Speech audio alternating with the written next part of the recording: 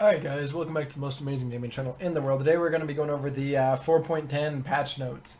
Trials of King Hercules. I didn't watch it, so I do just want to say these look, the Bacchus, I think that's going to be interesting. Looks pretty cool. So that's going to be interesting to see. This skin is fucking amazing. I need to feast on fresh souls! This seems almost like an Opwash Poseidon skill. Duel me! This looks decent. It looks almost like the Fernando skin. This is fucking awesome. This is not over! Like, this looks like almost like fucking what? Scorpion? I don't know. It looks so cool. And this is amazing too. Man, I thought we were friends. Definitely a knockoff of the Green Arrow. Just change the fucking colors. But still, I like it. And then, I guess no voice back here. Poseidon Dance, some cool stuff there, I guess. God Fixes. Looks like they just changed the radius to range for the description. To say basic attacks from bludgeon only benefit 33% of lifesteal, which is good. So you're not hitting 6 things and getting 100% lifesteal in all fucking 6.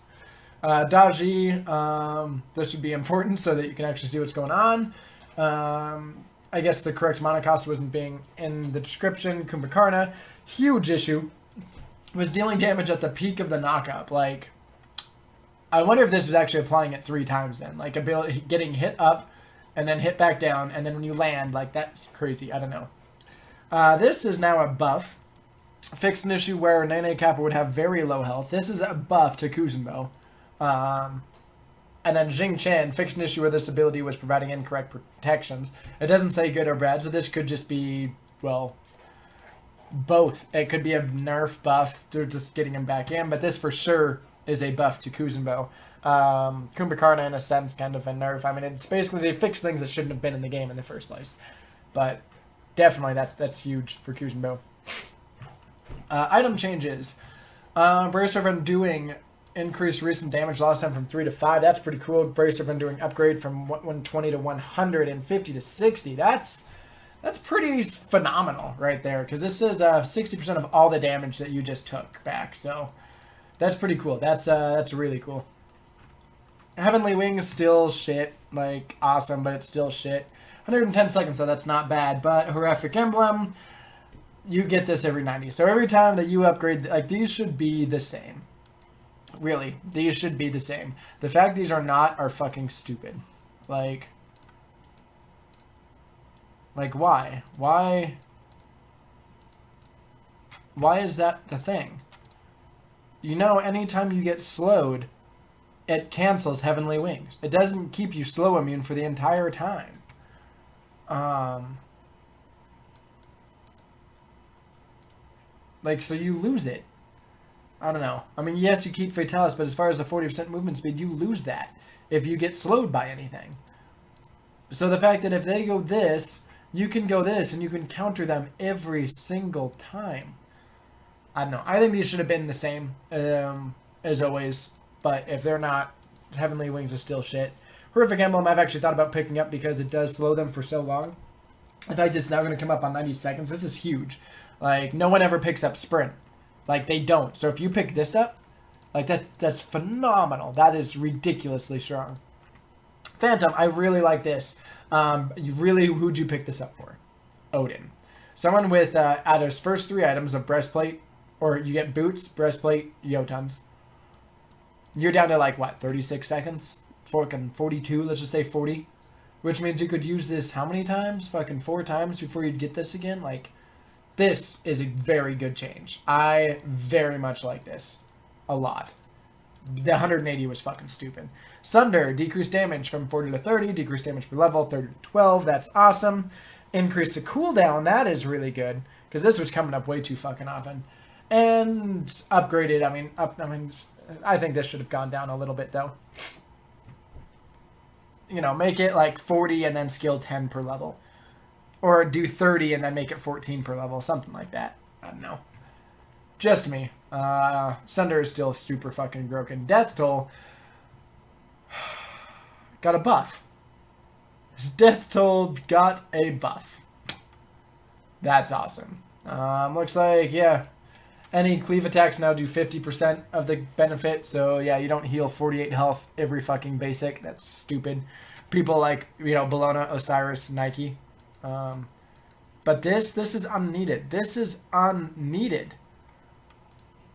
Like, that's ridiculous. And if you don't know why, look at what Death Toll gives you over what Watcher's Gift gives you. Like, that's so fucking ridiculous. Watcher's Gift, I believe, gives you 7 health and 7 mana per enemy that dies. And now you're getting, I think it's 7 health and 4 mana per hit. Per hit. So if you auto attack 7 times... God damn it. God damn it. Okay, Runeforged. Increase the cost to help with that, because I guess it provided a lot of good stuff. I don't know. I think for certain people, yes. Osiris, this could be good. People who have CC, yes. Potentially a Serkit, but besides that, God Changes now applies to slow. I don't think it applied to slow before. So this I really like.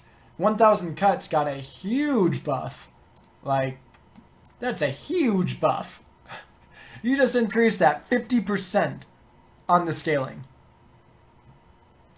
Like, yes, it doesn't look like it, but you look at this. You went 4 hits. Half of 80 is 40. 80 plus 40 is 120. You just increased the damage up by this by 50% in general. So in total, early game, still pretty, in a sense, weak. Oh no, just the first level. And then you start gaining 20, 40, 60, 80. Oh my fucking god. That's ridiculous. Trickster Spirit, this is huge too. This now allows you to not be able to dash away. That 0.2 seconds is really what would stop you. You could get crippled. You could, I mean, if anyone watched my stream, there was a time where I went to go in and fucking Poseidon crippled me in the middle after I already used the ability and that didn't go off. So that was stupid. Can now be canceled early. I think this is awesome. So if you do hit 2 people next to you, you don't have to sit there and wait. You can just cancel and jump and run away. So that's really interesting. Right-clicking or canceling will bring up the jump targeter. That's really nice. Increase the shooting time, so you don't have to get all 3 off in 3 seconds. You can have a little bit more time to set up. And then the deployable duration from 7 seconds to 9. So that's interesting. And I like this. The chain's easier. Again, I don't see why people said she's not that great. I think she's amazing, although I don't think I've actually got her build out, so I am so sorry. That will come tomorrow, guys. I will definitely get that out tomorrow. As you can see, though, it's 12:45. I try and be asleep by 1 so that I can be up at 7, but I think she's still super incredibly strong. I don't care what anyone else says. I think that she is incredibly good. And they just keep buffing her. So, I mean, now then people are going to understand how to play her. Then they're going to be like, oh shit, she's kind of broken. And then they're going to get nerfed. I'm calling it now. Just like Ganesha coming out. We'll talk about that in a moment. Fafnir is an aggressive support, so his curse strength, which was, I believe his ult, is his curse strength, yeah. Decreased his damage, which is good.